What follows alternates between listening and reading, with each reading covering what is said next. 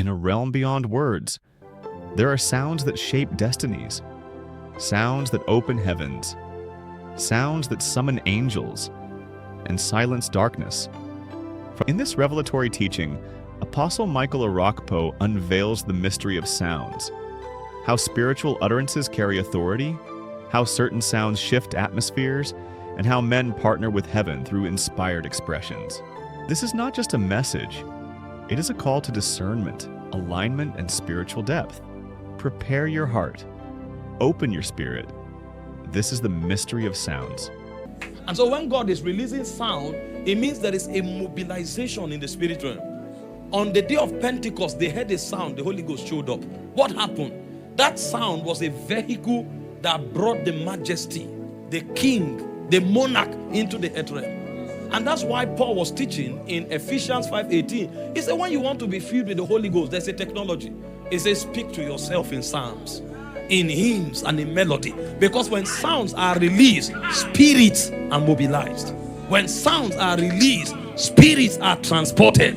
God is doing something on the face of the earth that will require higher dimensions of spirit life. God is doing something on the face of the earth that will require new angels, new functionaries to come to earth from heaven. The only way we can bring them down is to raise incense. When those sounds go up, transport happens.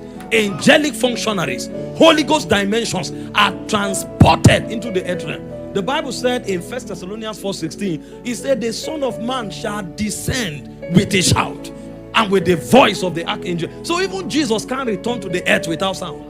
The only way Jesus will return is with a shout. So when we are worshiping here and you are hearing different sounds, it's not you being gifted. No, sir. It's not you trying to sing a song. No, it's different mobility that are being deployed from Zion. There are angels that can use certain bandwidth. There are spirits that will require higher bandwidth. And so when God wants to send spiritual functionaries, what he does is that he begins to align men so that as they raise sounds to the spirit, they become vehicles. The spirituality of what we are doing here is not in the number of people that are present. It's in the quality of sound that can be released. 12 men can release a sound that can bring an archangel to a territory, whereas 1,000 men may release sounds that an angel can't fly on. So we need to understand that what God is doing is a dispensation. We need to understand that what God is doing is a mobilization of the forces that will help us advance kingdom. Sounds are a mystery, and that's not all. Sound is also an instrument of war. The Bible told us in 2 Chronicles chapter 20 that 3 kingdoms rose up against a king called Jehoshaphat, the king of Judah. There was no military strategy that would work. And what did God tell them? The Lord told them to get singers. This one is not weapons of war. Arrows will fail you, bows will fail you. Get psalmists who can pipe into Zion, because I'm about to set a trap to the enemy. What happened? The Bible said in verse 20 to 22, as they began to sing, nothing happened until they sang. As they began to sing, it said the Lord set ambushment, and suddenly the enemies began to fight themselves. So apart from mobilizing spirit, is a weapon that confuses Satan. It's a weapon that confuses the camp of the enemy. When we sing here, we must have understanding. It's not about voice, it's a weapon. See, some of you can release something stronger than an atomic bomb. Some of you can release something stronger than a missile. When you release some sounds from your spirit, you have set a trap. You have released a weapon. It can scatter the adversary. So when you study sound in scriptures, you will discover that in the Bible is 3 categories of people who sang. The first category of people that sang in scripture are the angels in the throne room. They sit on thrones. Sound is not for servants. Worship is not for slaves. Worship is for kings, because it's an instrument of war. And so when John went to heaven, where the civilization of worship began from, he didn't find any ordinary entity standing there. It was only princes that sat on thrones and dominions that stood in God's presence that were allowed to sing. And he said they sang, holy, holy, holy is the Lord. They fell on their faces, they cast their crown. What were they doing? They were showing us that this ministry is for kings. And so when a man begins to worship on earth, he has entered his throne. He has entered his dimension. There is something about worship that activates the dominion of God in your inside. Number two, the category of men who worshipped in the Bible were priests. When the priests lifted the trumpet and began to sing, the Bible said the glory of God descended into the temple. It's not for gifted people, sir. What we are doing here is for kings, it's for priests. And the third category of people that sang were prophets. The Bible spoke in 1 Samuel 10. When David left Samuel, he came to the band of prophets. Because it's about piping Zion, sir. It's about downloading essence. It's about bringing heaven to earth. It's not an instrument that only a gift can provoke. It's an instrument that an office is required to administer. Prophets, priests, and kings. These were the people who sang in scripture. Because the mystery of what we are doing here is superior to an energy that only comes to make you feel happy. We are legislating, we are litigating. And when God calls it pure fire, it means he has defined the department of your own ministration. Because when priests minister, they are in categories. There are priests that offer gifts. So when they bring the grain offering, when they bring all of this offering, they present it, they offer gifts. These are non-bloody elements. But before the priests that offer gift ministers, there is a category of priests that ministers before those ones. Those are the ones that offer fire before the Lord.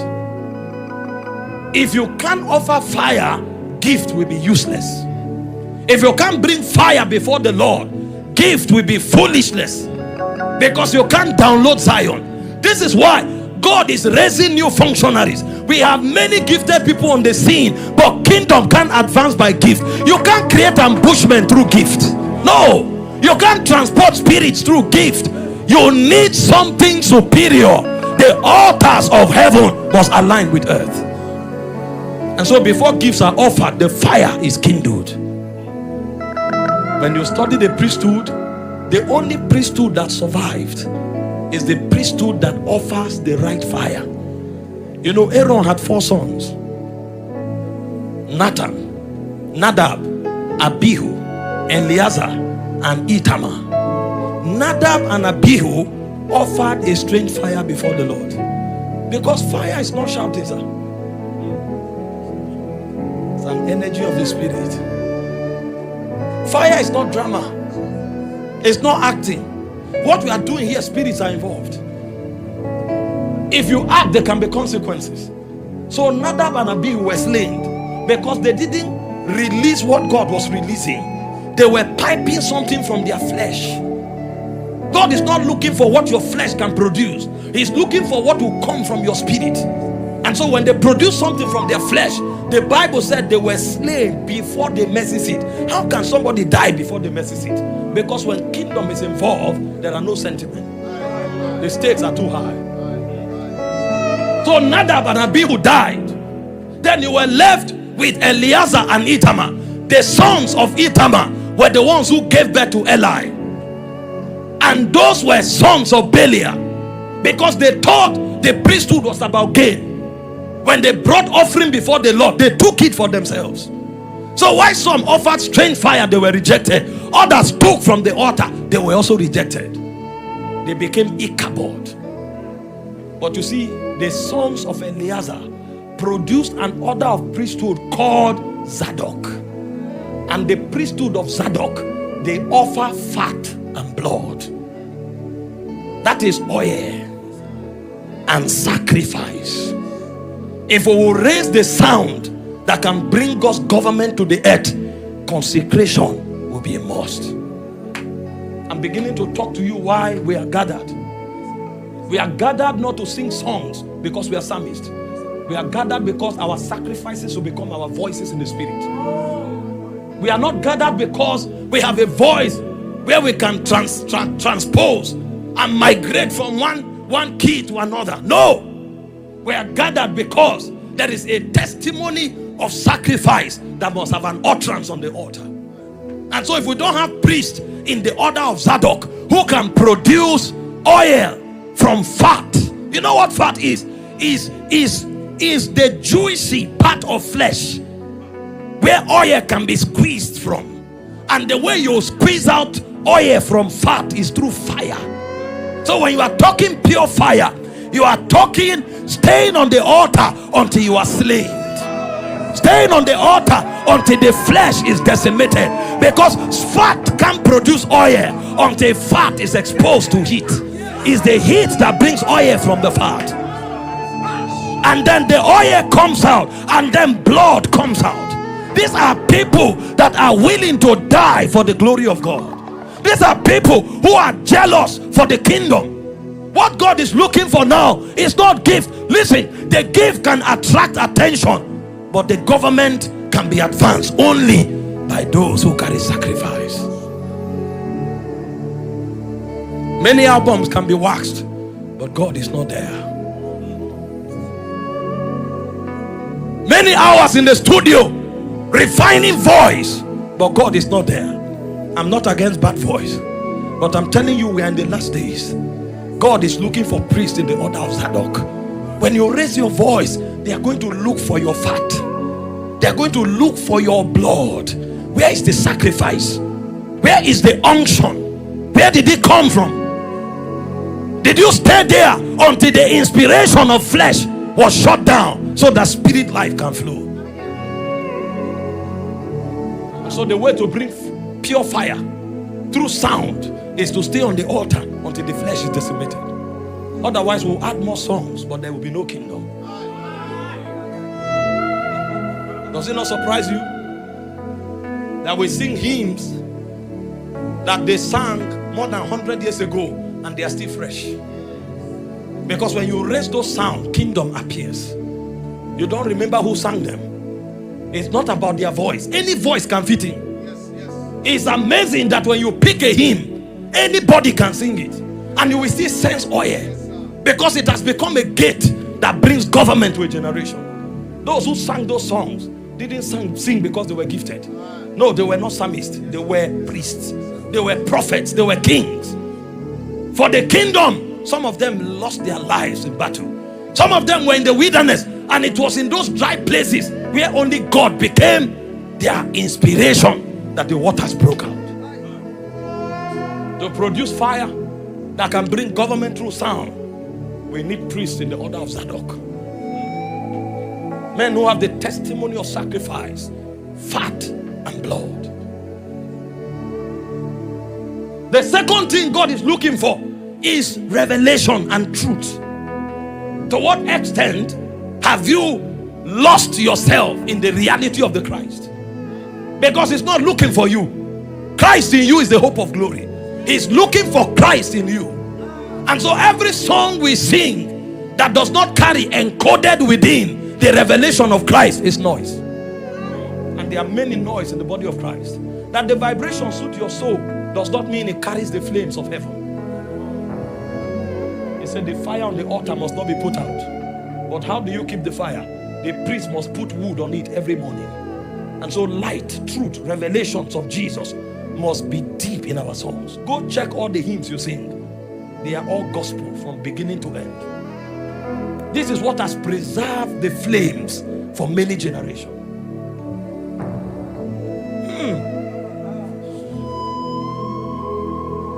Sounds of heaven. They come from the place of sacrifice.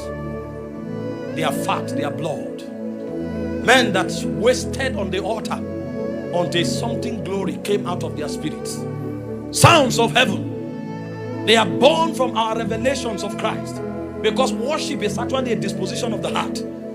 That is from your revelation and acknowledgement of God. If you don't know him, you can't worship. The elders never sang. The 4 beasts never sang until they looked at the throne. It's what comes from the throne that they crystallize as sounds. So it's our revelation that should produce our sound. It's our revelation that should produce our worship. And so anybody who wants to be part of the army of warring singers must become one who is sing to the Holy Ghost until revelations can come. That's why worship was something only prophets could do, because they were the ones who picks the revelations from heaven.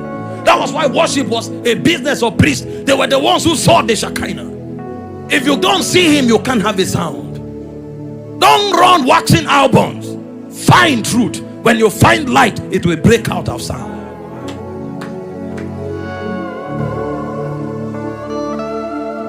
The stature of what we are doing is not number. A day will come when the number will increase. We will move it to a stadium for sure. But it's not the stadium or the studio that gives it rank. It's the texture of the sacrifice. It's the depth of the revelation.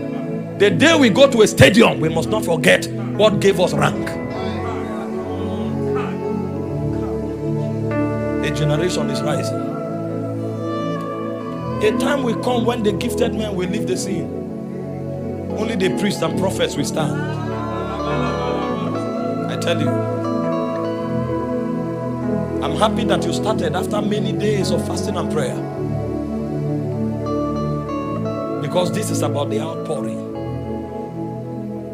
It's not about the popularity. It's about the outpouring.